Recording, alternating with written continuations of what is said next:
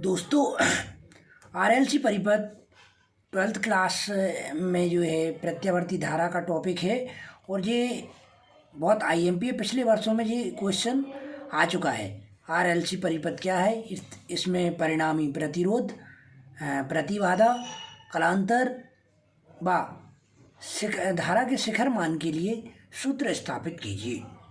तो इसके लिए क्या करते हैं, हम सबसे पहले एक प्रत्यावर्ती परिपथ बना लेते हैं जिसमें प्रेरण कुंडली L लगी हो, संधारित्र C लगा हो तथा प्रतिरोध S लगा हो। तो इसको बोल देते हैं हम RLC परिपथ या LCR परिपथ, जिसमें प्रेरकत्व लगा हो, संधारित्र लगा हो और प्रतिरोध लगा हो।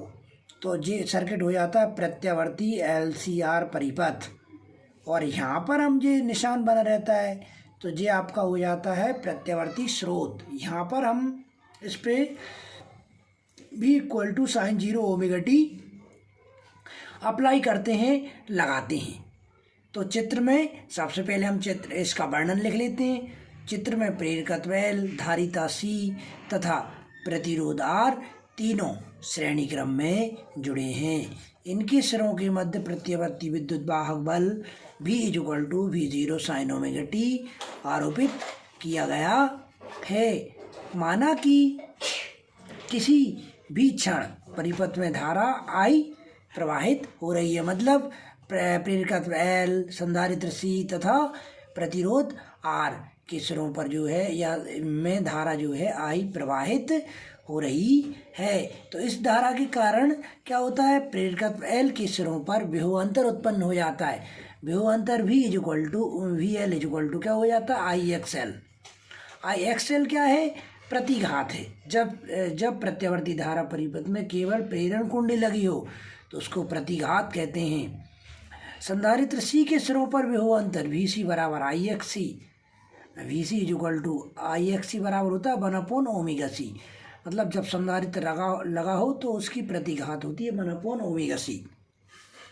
अब क्या होगा, प्रतिरोध R के सिरों पर विभवांतर VR इक्वल टू IR। तो हम क्या करेंगे, जो सभी के सिरों पर जो विभवांतर उत्पन्न हुआ है उसके लिए क्या मान लेंगे, हम सबकी विभवांतर निकाल लेंगे हम, है ना। तो VL के सिरों पर विभवांतर IXL, समीकरण नंबर 1, यानी VL equal to I omega L। XL बराबर होता है ओमेगा L। ये आपको लर्नर रखना है, पीछे मैं पढ़ा चुका हूँ आपको, ठीक है। संधारित्र C के सिरों पर विभवांतर VC equal to IXC, VC equal to I into one by omega C, equation number 2। प्रतिरोध R के सिरों पर विभवांतर VR equal to IR, equation number 3। अब क्या करेंगे हम, जब प्रत्यावर्ती धारा परिपथ में सिर्फ प्रतिरोध लगा हो तो उस समय क्या होता है, धारा और विभवांतर समान कला में होती हैं। VR तथा I तो समान कला में होते हैं, लेकिन प्रेरकत्व L के सिरों पर जो विभवांतर VL धारा I से 90 डिग्री अग्रगामी होता है। जब सिर्फ प्रेरकत्व लगा होता है प्रत्यावर्ती परिपथ में तो जो है विभवांतर धारा से 90 डिग्री अग्रगामी है। जी फेजर आरेख दिया हुआ है साइड में। तो यहाँ पर देखो, ये धारा है तो और ये आपका विभवांतर VL है, तो ये 90 डिग्री अग्रगामी है। यहाँ पर और आगे तथा धारा C के सिरों पर विभवांतर, धारा C मतलब धारिता C के सिरों पर जो विभवांतर है वो क्या है, VC है।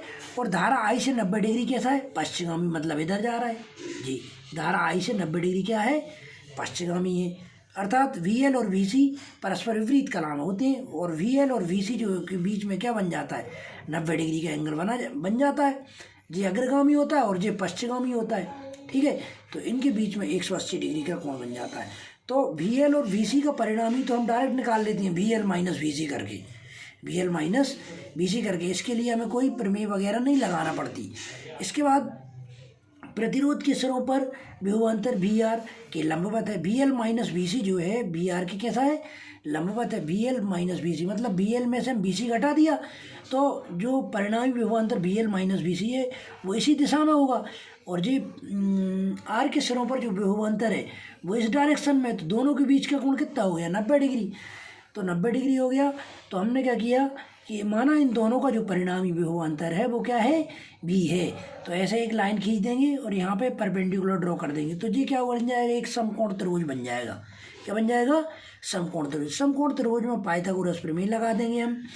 पाइथागोरस प्रमेय लगाने के बाद जो है आपका परिणामी विभवांतर, यदि परिपथ में परिणामी विभवांतर भी है तो कर्ण का स्क्वायर, कर्ण क्या है आपका, ये है कर्ण, जे वाला कर्ण, कर्ण का स्क्वायर मतलब v स्क्वायर, लंब जे इसके समानांतर है तो जे लंब हो जाएगा, तो VL माइनस VC का होल स्क्वायर, और प्लस आधार का स्क्वायर मतलब VR का स्क्वायर। तो पहले हमने आधार लिया है, यहाँ पे क्या लिया है, आधार। तो v square is equal to VR square plus VL minus VC का होल स्क्वायर। VR बराबर क्या होता है, IR, तो हमने IR रख दिया यहाँ पर। VL बराबर होता है IXL, तो IXL रख दिया। VC बराबर होता है IXC, तो IXC रख दिया, IXC का होल स्क्वायर। अब देखो यहाँ पर भी I है, यहाँ पर भी I है, तो इस I स्क्वायर यहाँ से कॉमन निकल गया और I स्क्वायर इधर से निकल गया, तो पूरे दोनों में से इसमें से I स्क्वायर कॉमन निकाल दिया, तो I square R square plus XL minus XC का होल स्क्वायर। अब R स्क्वायर तो सेम रहता है, XL बराबर होता है ओमेगा L, तो यहाँ पे रख दिया हमने ओमेगा L। इसके बाद ये आई स्क्वायर है, यहाँ से वर्ग घटेगा, यहाँ पे वर्गमूल आ जाएगा, तो ये सिर्फ आई बचेगा।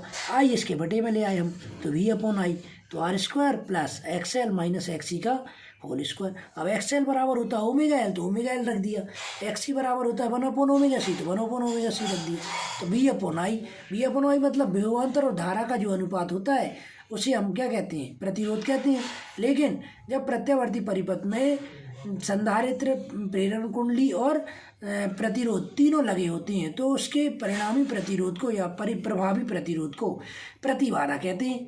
तो LCR परिपथ की प्रतिबाधा कहते हैं इस राशि को, v अपॉन आई को, या इस पूरी राशि को क्या कहते हैं, प्रतिबाधा। इसे अक्षर ZLCR के द्वारा व्यक्त करते हैं, इसलिए LCR परिपथ की प्रतिबाधा ZLCR इज इक्वल टू जो हो जाएगा आपका under root R square plus XL minus XC का होल स्क्वायर, तो R square plus omega L minus 1 upon omega C का होल स्क्वायर।